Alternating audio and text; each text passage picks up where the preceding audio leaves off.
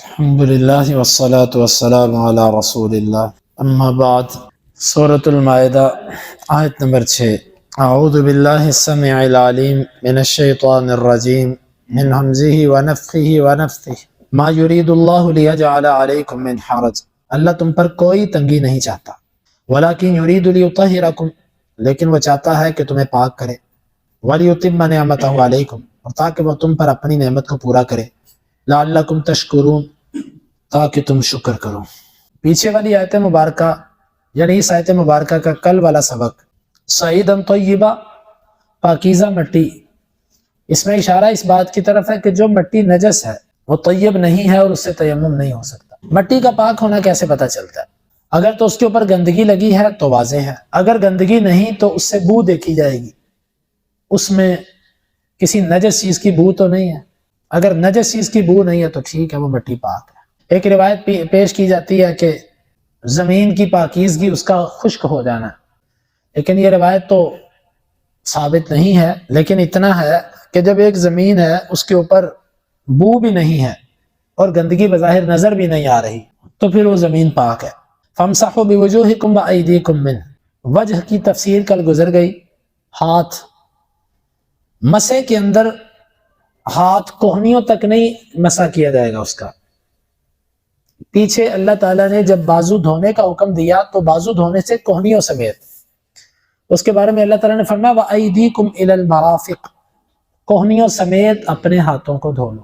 مسح کے لیے بھی اگر کوہنیوں تک مسح ہوتا تو یہاں پر بھی یہ بات کہہ دی جاتی ایدیکم الی المرافق، کوہنیوں تک مسح کرو، خالی ید کا ذکر کرنا اس میں صریح اشارہ ہے کہ مسح صرف ہاتھوں تک ہے، اس سے آگے نہیں ہے۔ قرآن مجید میں جب ید کا لفظ ہاتھ سے آگے کے لیے استعمال ہوا تو اس کی انتہا بتائی گئی، الی المرافق، کوہنیوں سمیت۔ اس لیے وہ جو روایت پیش کی جاتی ہے کہ کوہنیوں تک تیمم کرنے کی، وہ تو روایت سندن ثابت نہیں ہے، ضعیف ہے۔ اس کے مقابلے میں صحیح روایات بھی ہیں اور قرآن کی دلالت بھی یہ بتاتی ہے کہ ید سے مراد صرف اور صرف یہ ہاتھ ہے، کوہنیوں تک مسح کو نہیں لایا جائے گا۔ یہ مسح کے مسائل کل ہم نے بیان کر دیے۔ ما یرید اللہ لیجعل علیکم من حرج، اللہ تم پر کسی قسم کی تنگی نہیں چاہتا۔ اللہ تعالیٰ جب ایک چیز کا حکم دیتا ہے تو اللہ تعالیٰ اس میں رخصت بھی دیتا ہے۔ شریعت کا کوئی ایسا حکم نہیں ہے جس کے بارے میں شریعت نے کہا ہو کہ تم مجبوری میں بھی اس کو کرو، ہر حتیٰ کہ کلمہ کفر وہ بھی شریعت نے جائز رکھا ہے۔ جب آپ کا دل مطمئن ہے اور آپ کو جان کا خطرہ ہے تو کلمہ کفر تک کہنا آپ کے لیے جائز ہے۔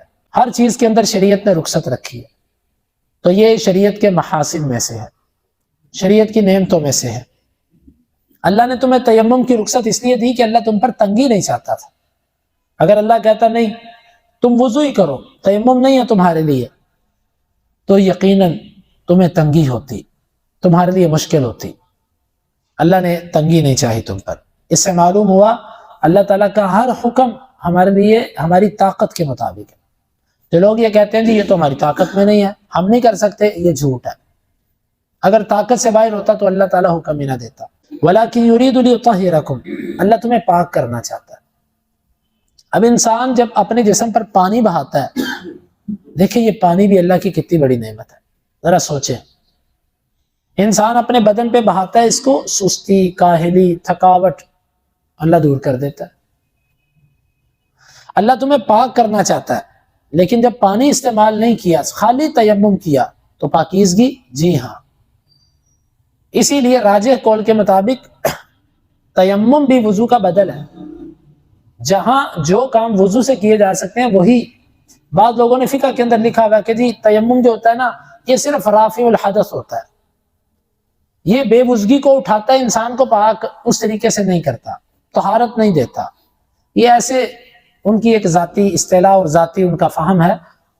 اللہ تعالیٰ کہتا ہے تیمم کا مسئلہ بیان کرنے کے بعد وَلَكِنْ يُرِيدُ لِيُطَهِّرَكُمْ، اللہ تمہیں طاہر کرنا چاہتا ہے۔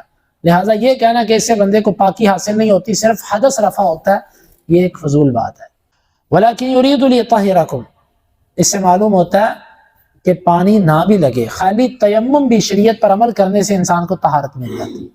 یہ شریعت کے مطابق اگر آپ چلیں گے تو آپ کو طہارت ملے گی۔ آپ دیکھیں ہم نے پیچھے کل کے درس میں، پرسوں کے درس میں کہا تھا کہ شکار کا کتا عام طور پر کتا اگر کسی برتن میں منہ ڈالے تو اس کو 7 دفعہ دھویا جاتا ہے، 8ویں دفعہ مٹی سے مانجا جاتا ہے، لیکن اگر شکاری کتا شریعت کے مطابق بسم اللہ پڑھ کے تعلیم دیا ہوا کتا آپ چھوڑتے ہیں، وہ شکار کو دانت لگائے، زبان لگائے، اس سے وہ شریعت نہیں کہتی کہ اس کو دھو لو۔ یہاں پر بھی آپ نے خالی مٹی چہرے پر اور ہاتھوں پر ملی، غسل آپ نے نہیں کیا، وضو آپ نے نہیں کیا، شریعت کہتی ہے کہ آپ کی طہارت ہو گئی، اور آپ کو اس طرح کرنے سے اس طریقے سے سکون مل جائے گا جو سکون انسان کو وضو اور غسل سے ملتا ہے۔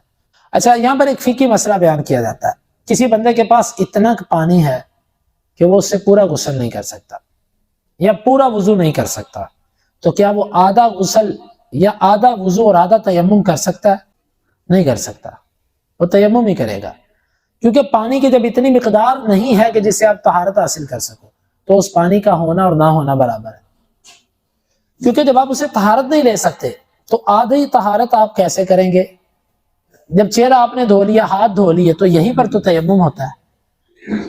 تو اس لیے اگر اتنی تھوڑی مقدار میں پانی ہو کہ آپ اس سے طہارت نہ لے سکتے ہوں تو پھر آپ تیمم ہی کریں گے۔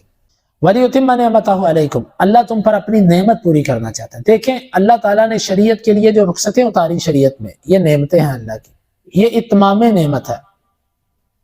شریعت کے اندر اللہ کی رخصتیں اتمام نعمت ہے، نعمت کی تکمیل ہے، نعمت کا پورا ہونا۔ ہم سمجھتے ہیں دنیا کا مال، عزت، صحت، خوبصورتی، اولاد، بیوی، گھر، یہ نعمتیں ہیں، یقیناً یہ نعمتیں ہیں، لیکن یہ چھوٹی نعمتیں ہیں، یہ دنیا کی نعمتیں ہیں جن کا انسان محتاج ہے، نہ بھی ملے تو گزارا ہوتا ہے، لیکن اصل نعمتیں، بڑی نعمتیں، وہ دین ہے۔